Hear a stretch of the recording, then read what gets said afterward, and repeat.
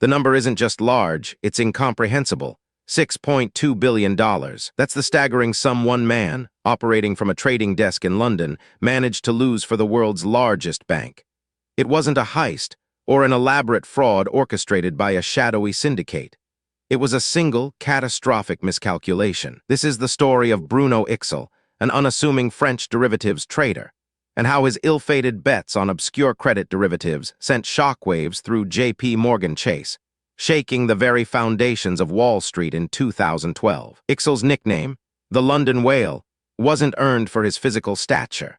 It was a direct reference to the sheer size of his trades, positions so massive they distorted the market, creating ripples visible to rival hedge funds and analysts across the globe. Before the crisis, Bruno Ixel was a respected, if somewhat enigmatic, figure within JP Morgan's Chief Investment Office, or CIO.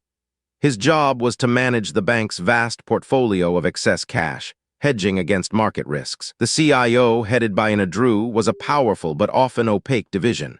Its purpose, ostensibly, was to protect the bank. But under Ixel's hand, it morphed into something else entirely. A highly speculative trading operation. Ixel's preferred instrument was the Credit Default Swap Index, specifically the synthetic CDX IG9. This index tracks the creditworthiness of 125 investment-grade North American corporations. He began placing enormous bets, initially designed to offset risk. But as the market moved against him, Ixel doubled down and then doubled down again, trying to recover losses. This is a classic gambler's fallacy, writ large on a global financial scale. By late 2011 and early 2012, his positions became so colossal that they began to attract attention. Hedge funds, sensing an opportunity, started to actively trade against Ixel, effectively betting on his failure. These hedge funds weren't just guessing. They were meticulously tracking Ixel's activity, noticing the immense scale of his trades. They saw a whale and they smelled blood in the water. Internally, JP Morgan's risk managers grew increasingly concerned. Warnings were flagged, emails exchanged. But Ixel, supported by his direct superiors, continued to argue that his strategy was sound, his positions manageable. The sheer size of Ixel's trades masked the true extent of the losses for a time. It's like trying to drain an ocean with a teacup. The numbers were so large, they almost defied comprehension, even for sophisticated financial instruments. Jamie Dimon, JP Morgan's CEO, initially dismissed concerns as a tempest in a teapot during an investor call in April 2012.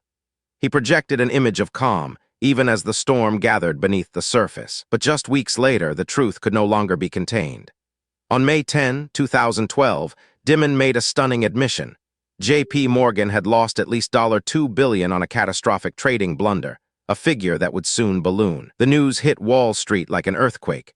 JP Morgan, long considered one of the most disciplined and well-managed banks, had suffered a colossal, self-inflicted wound.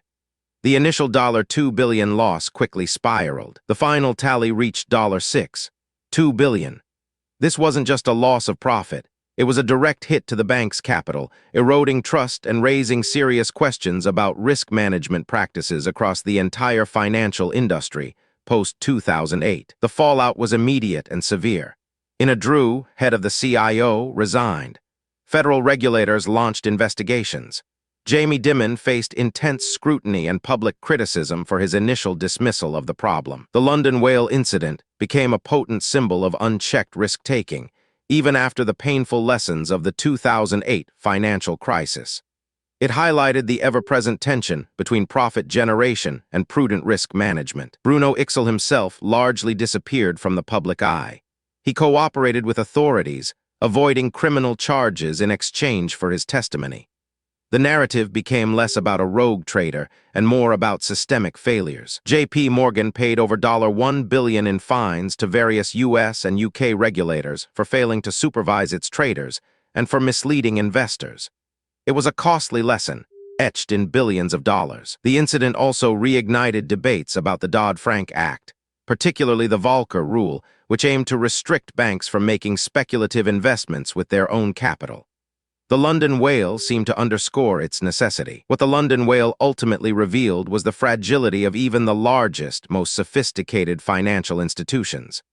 A single trader, with immense power and flawed judgment, could inflict catastrophic damage. It was a stark reminder that in the high-stakes world of global finance, the line between hedging risk and reckless speculation can be perilously thin, and the consequences devastating. To understand another tale of financial misjudgment, watch our deep dive into the collapse of long-term capital management.